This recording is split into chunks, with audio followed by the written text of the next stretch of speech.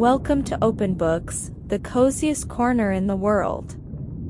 Grab your favorite blanket, find a comfy spot, and let the magic of storytelling take you into a world of dreams. Chapter 1: Only a Piece of Wood. In the small village of Arbora, Italy, there lived an old carpenter named Geppetto. Living alone in his small house, with no wife or children, Geppetto often felt lonely, especially late at night. Each morning, he ventured into the forest to collect wood for carving. As he examined the various pieces, evaluating their potential, he heard an unexpected voice exclaim, "Ouch!" Confused, Geppetto scanned the forest but found no one. He thought he might be imagining things. However, the voice persisted, claiming to be good wood that could be transformed into something meaningful. Geppetto, initially thinking himself crazy, considered the possibility that this talking piece of wood might alleviate his loneliness by sharing interesting stories or jokes. Despite his concerns, Geppetto decided to take the wood home. Contemplating what to carve, he suggested a rolling pin or a birdhouse. However, the wood expressed a desire for adventure and asked if Geppetto could make it into a boy. Intrigued by the idea of having a son, Geppetto agreed, and with a big smile, he embarked on the adventure of creating Pinocchio, a living boy. Chapter 2: A Big Name for a Small Boy. Geppetto carefully carried the talking wood home to his simple and clean house, pondering where to begin creating his boy.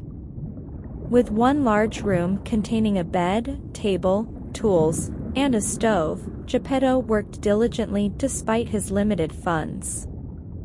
The wood suggested starting with the legs to run fast, but Geppetto insisted on carving the eyes first for safety. Excited about making his very own boy, Geppetto carved out the face, making it resemble a boy's face. The wood expressed its desire not to be poor, causing Geppetto to promise his boy a better life. Geppetto then carved the ears for hearing and learning. Throughout the day, he carefully worked on Pinocchio, carving hair, a nose, and a smile. During lunch, Geppetto shared his first meal with Pinocchio, and the wood proclaimed its desire for an important name like Prince Edmund of the Great Woods. Geppetto decided on the name Pinocchio, and despite initial hesitation, the wood agreed. To celebrate, Geppetto quickly carved Pinocchio's arms and legs, and as soon as the feet were finished, Pinocchio jumped to the floor and ran out the front door. Panicking, Geppetto chased after Pinocchio, forgetting to leave his knife behind. The neighbors, misinterpreting the situation, thought Geppetto intended harm, and the police were called.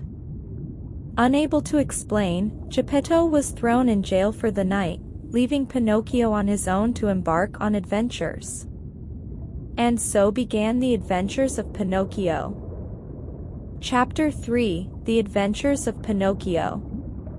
While Geppetto was locked in prison, Pinocchio was carefree, laughing and running through the forest without any clothes.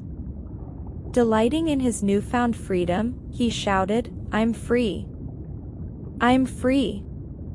I could run and leap and play." As the sun began to set, Pinocchio grew tired and returned to Geppetto's house. Expressing hunger, Pinocchio searched for food but found that he didn't know how to cook. Similarly, he sought clothes, but Geppetto had not made any before Pinocchio's impromptu departure. Wrapping himself in a blanket, Pinocchio lamented being cold and tired, realizing there was no one to care for him. In the darkness, a tiny voice scolded Pinocchio for being a bad boy. Pinocchio, not realizing who was speaking, expressed his discontent with the cricket named Mr. Cricket, who had lived in the room for 100 years. Frustrated, Pinocchio attempted to squash Mr. Cricket, revealing his defiance. Mr. Cricket tried to advise Pinocchio, emphasizing the importance of honoring parents and making good choices. Ignoring the advice, Pinocchio screamed about his desire for adventures, riches, and fame. Despite Mr. Cricket's warnings, Pinocchio remained stubborn, refusing to work, study, or heed the wise advice. As Mr. Cricket ran under the door to escape, Pinocchio kicked the door in frustration. Eventually, Pinocchio sat at the table, crying and declaring his determination to follow his own desires without listening to anyone. In his emotional state, he fell asleep with teardrops dripping off his nose, unknowingly setting the stage for the continuing adventures of Pinocchio. Chapter 4: Good Manners. The next morning, the police released Geppetto, allowing him to return home. Meanwhile, Pinocchio was at home, feeling tired, hungry, and without clothes. When Geppetto returned, he expressed his anger at Pinocchio for running away and emphasized the need for obedience. Apologizing, Pinocchio admitted he wanted to be a good boy, realizing that being bad wasn't enjoyable. He also knew that showing remorse might lead to a meal from Geppetto. Pinocchio confessed to missing his father the previous night, acknowledging the cricket's impact on his emotions. Despite being initially upset, Geppetto's heart softened when he heard Pinocchio's genuine feelings. He decided to feed Pinocchio and make him clothes. Geppetto had picked 3 pairs of pears, intending to share, but Pinocchio ate them all. Although still hungry, Pinocchio learned not to waste food. After finishing the meal, Geppetto suggested Pinocchio attend school, to which Pinocchio agreed, promising to do anything his father asked. When Pinocchio asked for money to buy a school book, Geppetto sadly admitted he had none but promised to ensure Pinocchio got a book. Geppetto, sacrificing his own comfort, sold his coat to buy the book. When Pinocchio noticed Geppetto without his coat, he expressed gratitude and hugged his father. The pair then worked together to make clothes for Pinocchio's first day of school, marking the beginning of a new chapter in the adventures of Pinocchio. Chapter 5: Pinocchio Gets Schooled. Filled with excitement, Pinocchio couldn't sleep the night before his first day of school. Eager to learn, he jumped out of bed, grabbed his new book, and rushed off to school, bidding his father goodbye. Walking happily, Pinocchio envisioned the knowledge he would gain, reading, writing, and even math. His dreams extended to being smart enough for a job to buy his father a beautiful green silk coat with diamond buttons. Lost in his thoughts, Pinocchio heard distant music and discovered a colorful tent with a crowd gathering. Tempted by the allure of fun, he wished he didn't have to go to school. The villagers laughed at his inability to read a sign, pointing out the Ferruxine's marionette theater. Ignoring the school, Pinocchio was determined to see the show. Desperate, he asked a villager if he could borrow 4 lire, offering his book as collateral. The villager insisted on buying the book, well aware of its higher value. Entering the tent, Pinocchio observed wooden marionettes, realizing they were like him but without life. Unimpressed, he jumped on stage, proclaiming himself as the amazing Pinocchio. Performing acrobatics, he thrilled the crowd until the music stopped. A man from behind the stage grabbed Pinocchio, declaring the show's end and demanding payment for another performance. Panicking, Pinocchio pleaded for help, realizing the man intended to exploit him for profit. The man, dismissing Pinocchio's pleas, locked him in a cage and concealed it in his wagon. As he packed up his tent, Pinocchio, trapped and frightened, cried out for his father, regretting his decision to skip school. Thus began a new twist in the adventures of Pinocchio. Chapter 6: The Great Escape. The marionette master hastily packed his wagon, intending to leave town with Pinocchio in tow. In his rush, he threw bags of money, tools, and his tent on top of Pinocchio's cage. As the wagon bumped along, Pinocchio, still sad but no longer crying, contemplated the contents of the bags. Wondering if there was something to aid his escape, he reached into the first bag, discovering a fortune in gold coins. Excited about his sudden wealth, Pinocchio realized the coins wouldn't help him escape the cage. Carefully, he moved on to the second bag, finding various objects. One idea struck him as he waited for the wagon to stop. He took the book, wrapped it around his leg, and set it on fire. Shouting for help, Pinocchio alarmed the marionette master, who rushed to put out the fire. Seizing the opportunity, Pinocchio escaped from the cage and ran into the woods. While the marionette master dealt with the fire, Pinocchio vanished into the distance. Despite the man's pleas for him to return and promises of stardom, Pinocchio kept running until nothing looked familiar. Exhausted, he sat on a stump, realizing he was lost and crying out for help. Unbeknownst to Pinocchio, the woods were inhabited by various creatures, some honest and good, while others were greedy. Chapter 7: The Golden Lesson. Lost and feeling hopeless, Pinocchio was surprised when a fox and a blind cat approached him. Claiming they knew Geppetto and had seen him searching for Pinocchio in the village, they expressed concern for the worried father.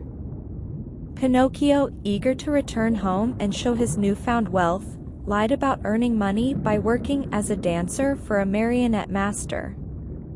The fox and cat, skeptical but intrigued, hinted at a way to multiply Pinocchio's money.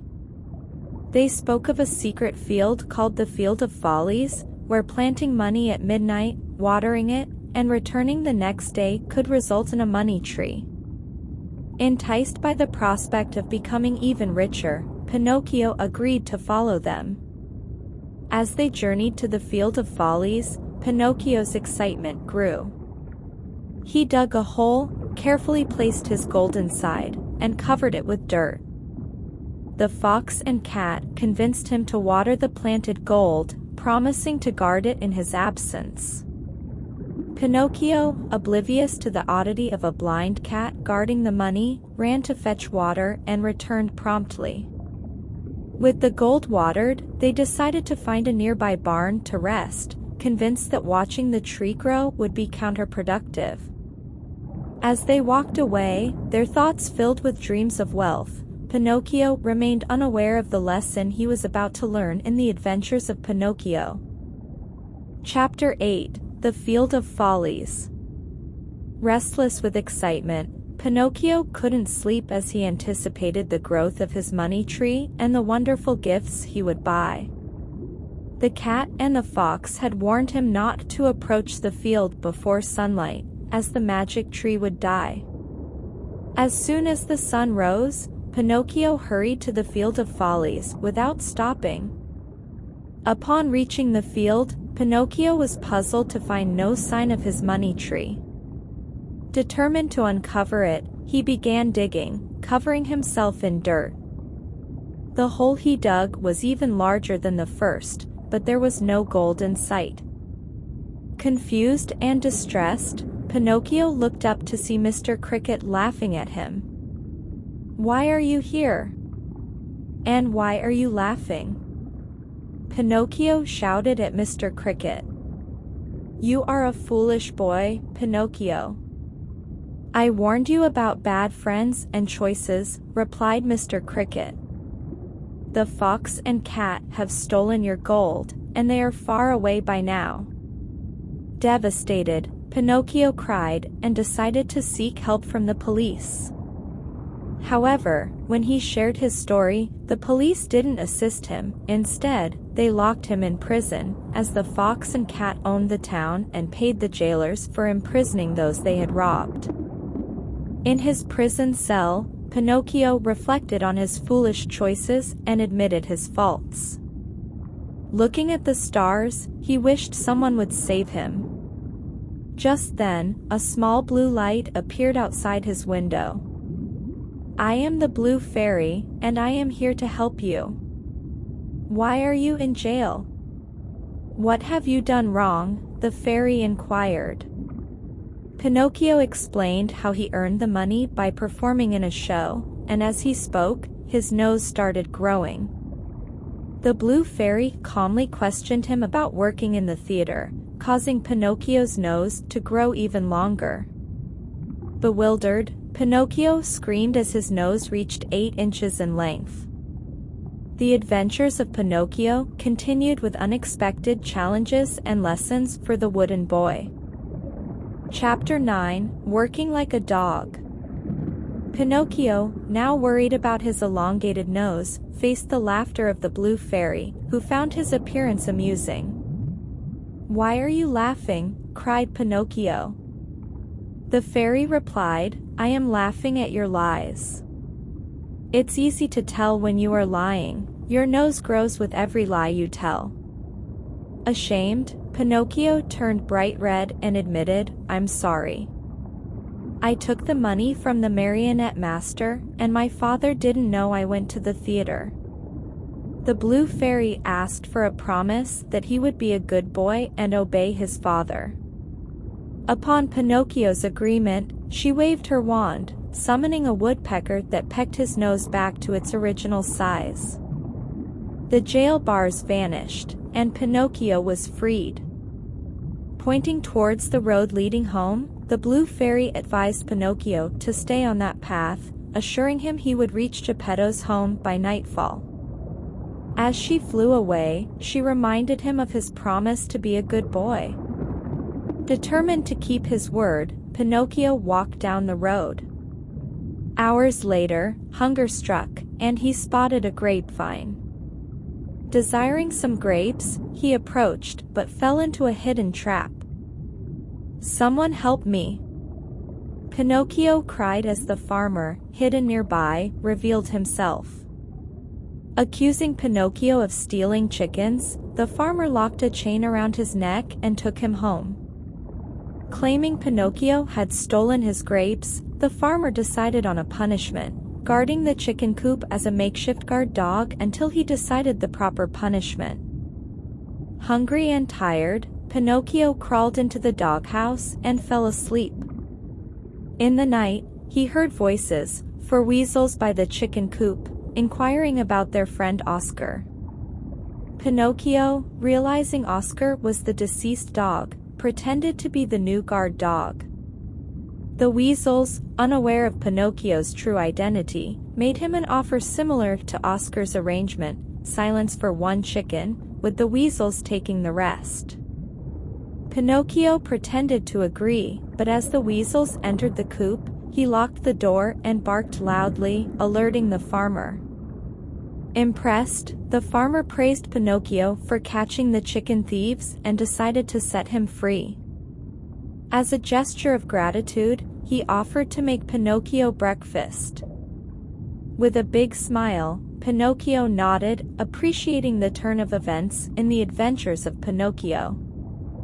Chapter 10: Can You See the Sea? Pinocchio devoured his breakfast with eagerness, fueled by both hunger and the urgency to reunite with Geppetto. Expressing his gratitude to the farmer, he sprinted from the house, crossed the field, and returned to the road where his adventures had begun. As Pinocchio walked, he passed familiar landmarks along the road. "Look, there is the Field of Follies," he exclaimed. A few hours later, he pointed out, "That is where I met Mr. Fox and Mr. Cat, trying to suppress any tears over his foolish mistake." After a few more hours, he identified, "Look, that is where I escaped from the marionette master. Oh, what an adventure I have had! But it is taking too long. I have walked almost all day, and it still feels so far away." Exhausted and missing Geppetto, Pinocchio sat on a log and began to cry. In the midst of his tears, he heard a soft voice calling his name, Pinocchio, Pinocchio. I am here. Pinocchio shouted, looking around to identify the source. Suddenly, there was a whoosh, and a handsome eagle appeared. Ah! There you are. I have been looking for you all month, said the eagle. I am an old friend of Geppetto. He saved me when I was a little eaglet. When I heard he had lost his boy, I wanted to help. So, I have been flying everywhere, calling your name. I am so happy to find you. Overjoyed, Pinocchio jumped and danced. You know Geppetto? Oh, that's wonderful. I will see my father soon. The eagle, however, brought unexpected news. Well, not as soon as you may think.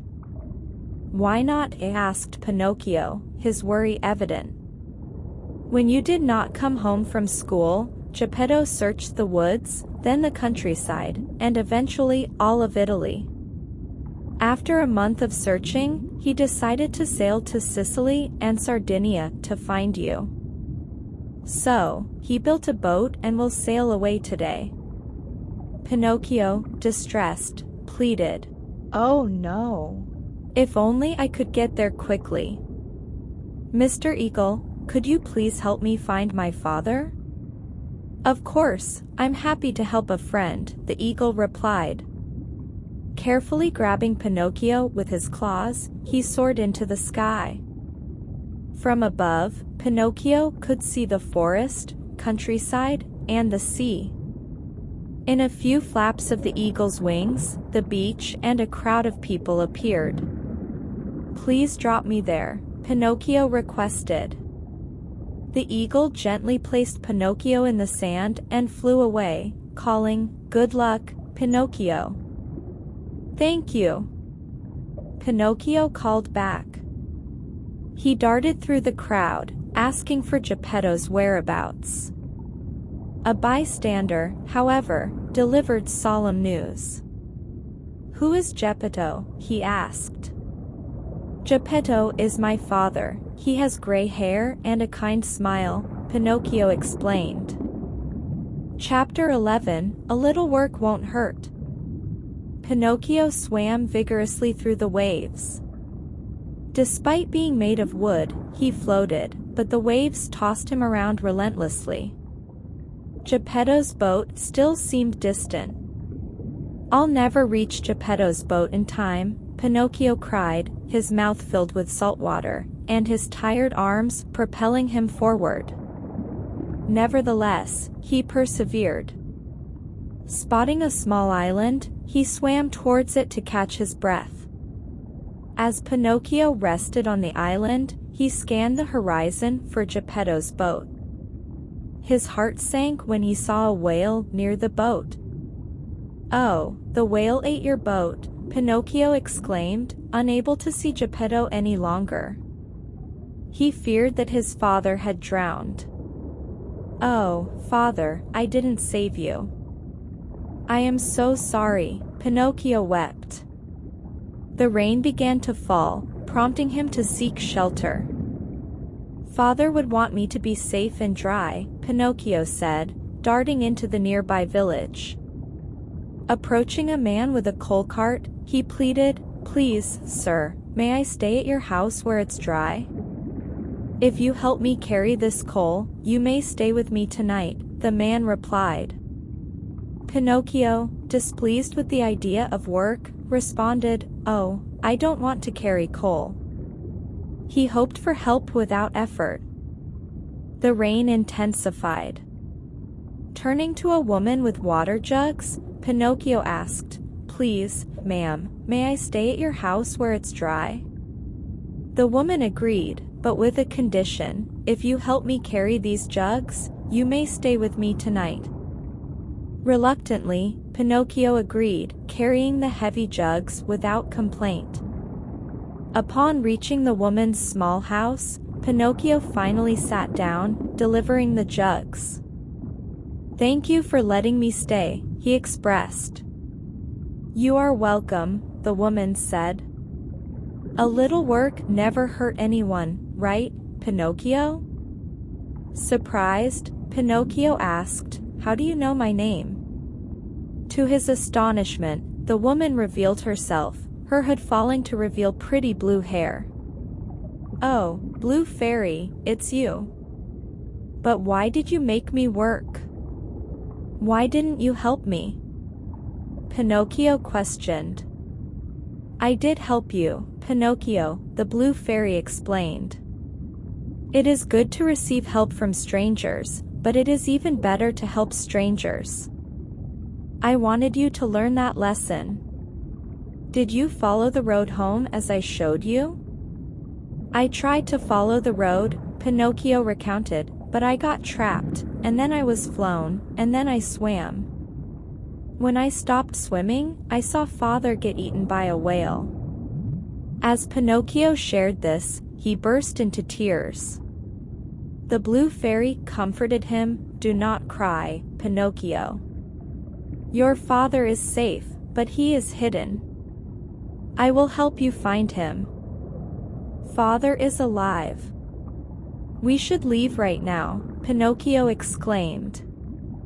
"No, Geppetto is safe. First, we must eat dinner and get some sleep. We will be stronger tomorrow," the Blue Fairy advised. "I wish I were bigger and stronger," Pinocchio lamented. "If I were bigger and stronger, I could have saved Father. But I'm only a piece of wood. I wish I were a real boy who could grow into a man. Perhaps if you are a good boy who obeys his father, you will become a real boy someday. But now, you must rest and leave. We have a big day ahead of us tomorrow," the Blue Fairy declared in the Adventures of Pinocchio. Chapter 12, Escape to Paradel. When Pinocchio woke up the next morning, the rain had finally stopped. Eagerly, he jumped out of bed, hoping to see Geppetto. Instead, the only figure present was the Blue Fairy.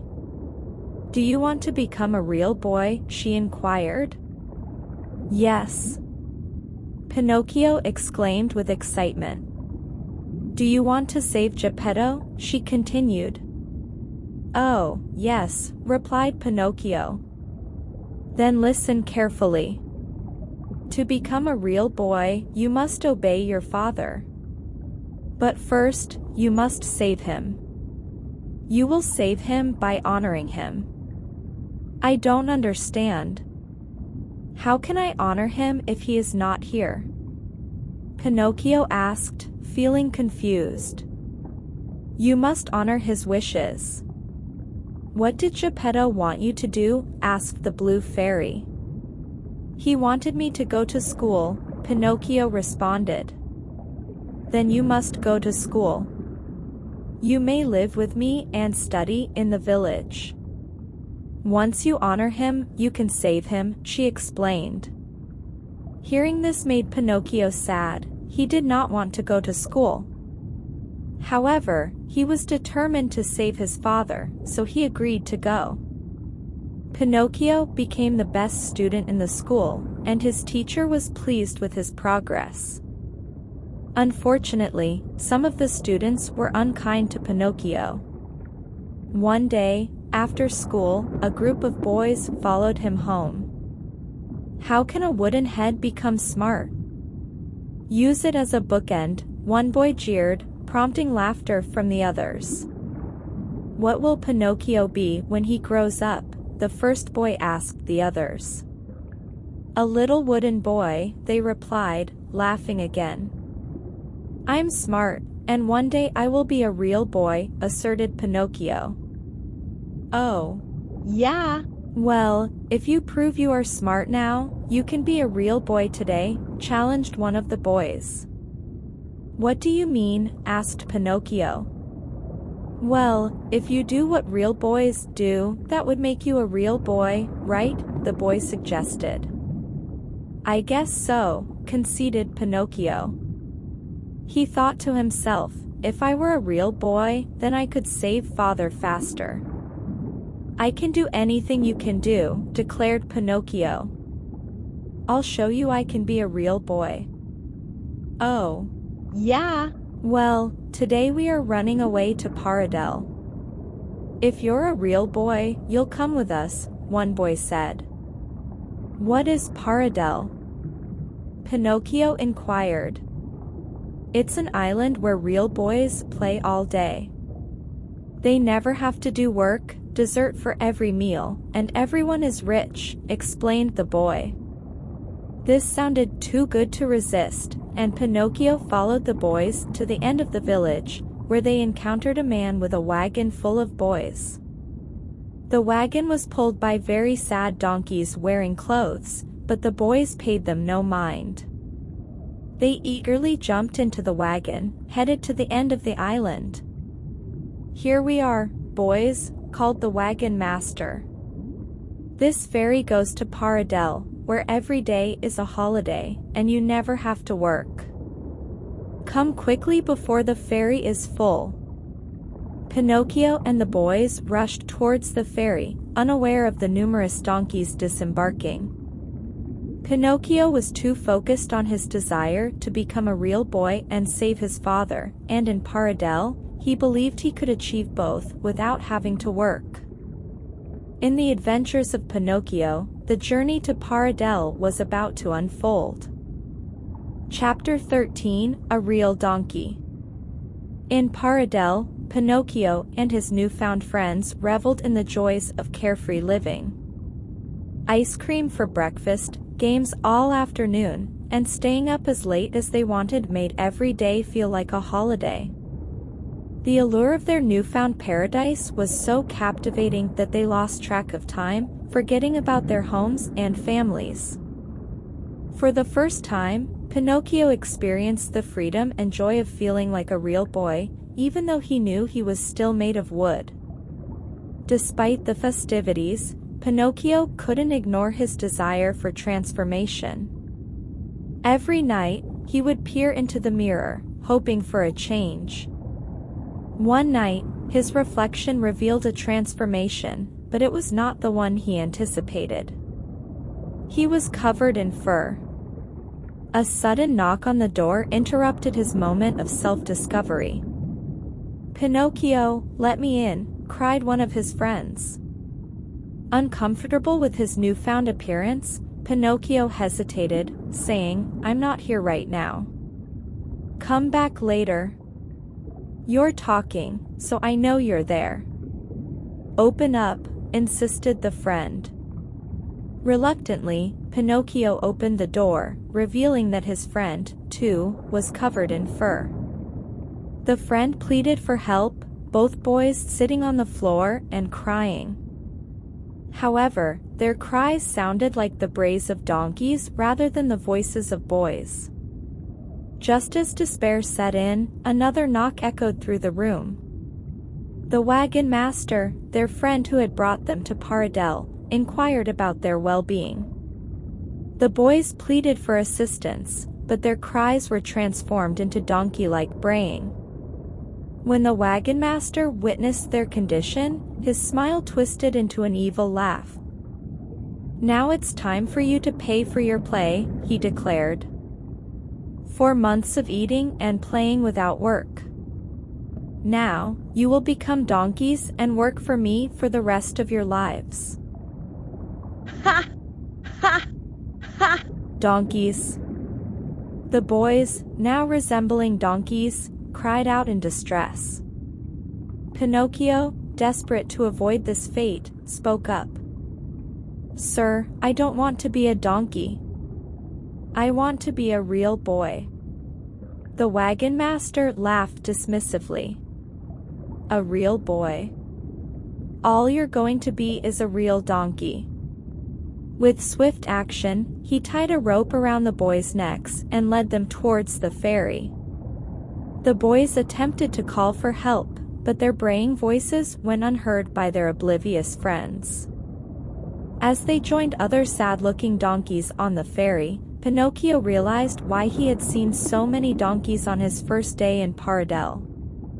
The harsh reality hit him, and the once happy donkeys all began to cry together. In this unfortunate turn of events, Pinocchio and his friend were condemned to a fate they never anticipated. The Adventures of Pinocchio continued with the harsh reality of their transformation into real donkeys. Chapter 14, Circus Work. Pinocchio had always harbored a dream of being on stage, but his current reality was far from what he had imagined. Quickly sold to a circus to perform tricks, Pinocchio faced harsh treatment from the unkind circus people. "Here you are, donkey. Have some straw for dinner," the trainer said, carelessly dumping it on the floor. Pinocchio tasted a bite, finding it dry and tasting like dirt. "Hee-ho," he complained, spitting it out. Unimpressed, the trainer retorted, "What? You don't like straw? Well, have some hay." Once again, he dumped it on the floor, and Pinocchio reluctantly tasted a bite, finding it as unappetizing as the straw. "Hee-ho, hee-ho." Pinocchio complained again. "Just you wait, little donkey. You'll be so hungry you'll eat anything," the trainer threatened, whipping Pinocchio on the legs. Forced to endure daily practices and mistreatment, Pinocchio was pushed to learn tricks like jumping through hoops, walking on two legs, dancing the cha-cha, balancing a ball, and playing dead. The trainer would yell and snap his whip, punishing Pinocchio for any mistakes. One day, the trainer announced, "Donkey, your first performance is tonight. If you do well, I'll feed you grapes. If you make one mistake, I'll feed you nothing." The circus tent filled with people, every seat taken, as Vito, the circus owner, welcomed the audience. "Ladies and gentlemen, welcome to Vito's circus. Tonight, we have a special show. This donkey has traveled all the way from Spain to entertain you. He has danced for queens and kings, jumped for dukes and lords, and amazed children all over Europe." The crowd erupted in cheers and applause. Pinocchio did his tricks, walking on two legs, balancing a ball, and dancing the cha-cha. The audience smiled, and Pinocchio could see happy children. However, when he jumped through the hoop and saw a woman with blue hair, he felt a pang of guilt. In the midst of the applause, Pinocchio ran out of the tent, and the crowd cheered. He didn't stop running until he reached the sea, where the blue fairy awaited. "Oh, blue fairy, was that you in the tent?" Pinocchio asked. "Yes, Pinocchio," she said. "I know you're sorry, but I can't help you anymore. You must pay for your mistakes. But I don't want to be a donkey forever. I want to be a boy again, go to school, and save Geppetto." Pinocchio cried. "Perhaps you will do all those things, but first, you must undo your mistakes," she replied. "How can I be generous and hardworking?" Pinocchio wondered, and then an idea struck him. The Adventures of Pinocchio continued with a newfound determination in Pinocchio's heart. Chapter 15, Better to Give Than Receive. Pinocchio's newfound determination led him to a heartfelt idea. He contemplated helping those who needed it the most, lonely and lost children in an orphanage.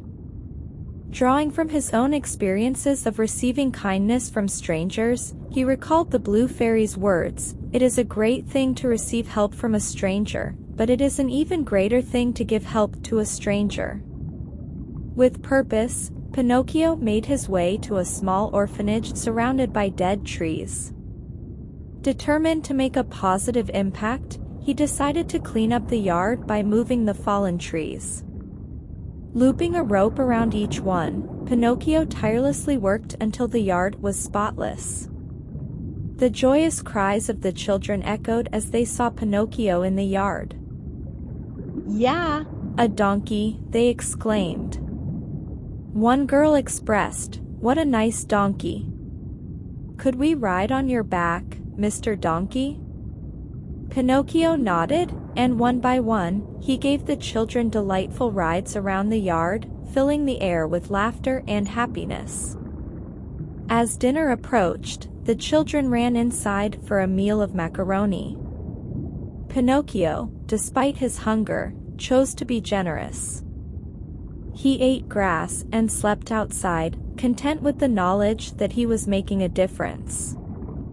Every day, Pinocchio devoted himself to helping at the orphanage. He took the children into town for food, kept the grass short for safe play, and willingly tackled any challenging tasks. In the afternoons, he sat outside, listening attentively as the children studied their lessons. During one of these lessons, the teacher shared a story about Jonah, a man who disobeyed God and found himself living inside a whale for 3 days. Pinocchio's ears perked up as he thought, "Father must be living inside the whale too." The blue fairy said he was safe and hidden. That must be where he is. Regretting not staying in school to learn this story earlier, Pinocchio felt a strong desire to find Geppetto. As he expressed his realization, a magical transformation occurred, his hooves changed to 2 fingers, his ears reverted to their original size, his fur fell off, and he sounded like a boy again. "It worked!" Pinocchio exclaimed. The blue fairy was right. "I was generous and worked hard. Now, I can be a boy again." With renewed determination, Pinocchio raced to the ocean, wooden legs moving swiftly.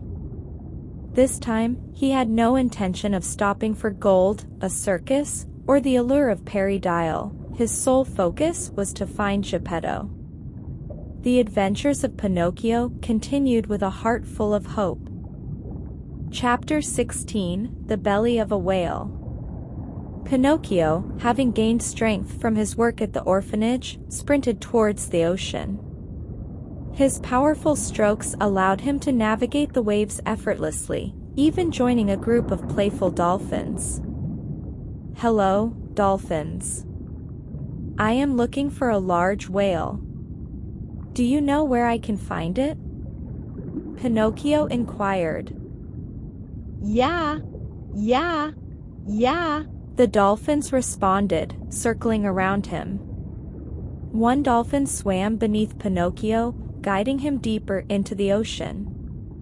"Wee, this is fun!" Pinocchio exclaimed, tightly holding onto the helpful dolphin.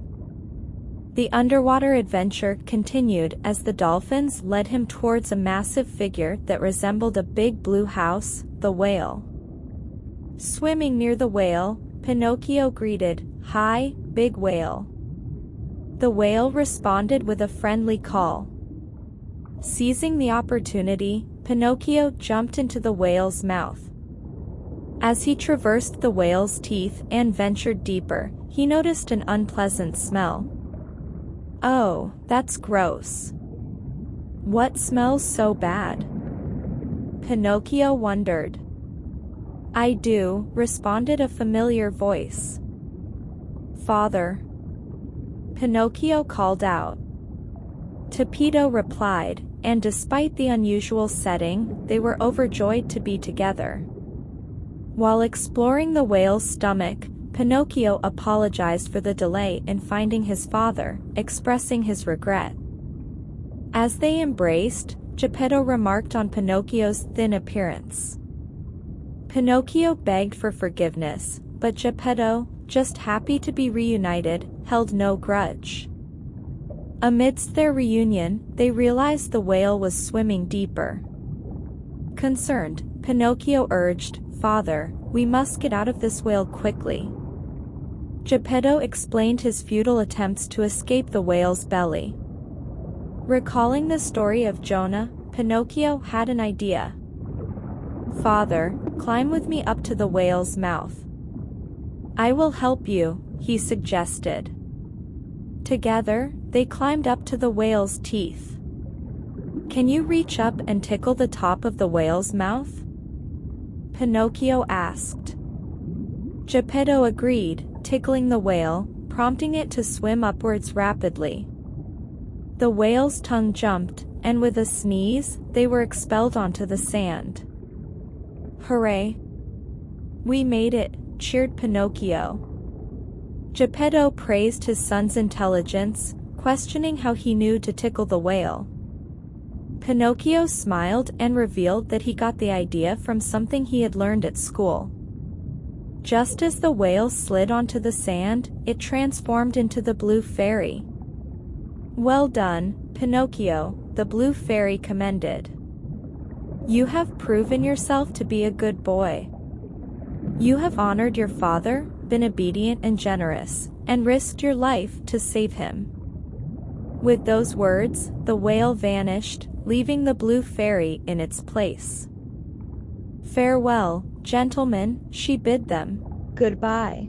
That's the end of today's story. I hope you'll listen to this and fall into a deep sleep. If you enjoyed tonight's story, please like, subscribe, and share this for us before you go to bed. Sleep tight, dream big, and may your night be filled with the most sweet dreams.